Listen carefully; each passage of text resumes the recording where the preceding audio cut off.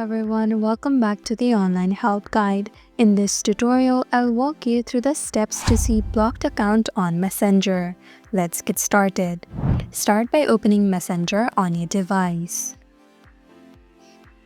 Tap on the hamburger icon at the top left. Tap on gear icon at the top right. You will land on the settings page. Scroll down to privacy and safety. Tap on it. Tap on blocked account. Here you will get all your block list. To unblock them, simply tap on their profile, then tap on unblock. And that is how to see blocked accounts on Messenger. Thank you for watching Online Help Guide. Hope this video was helpful.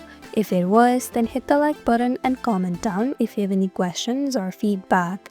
Also, if you're new to our channel, subscribe and hit the bell icon so that you don't miss our upcoming videos.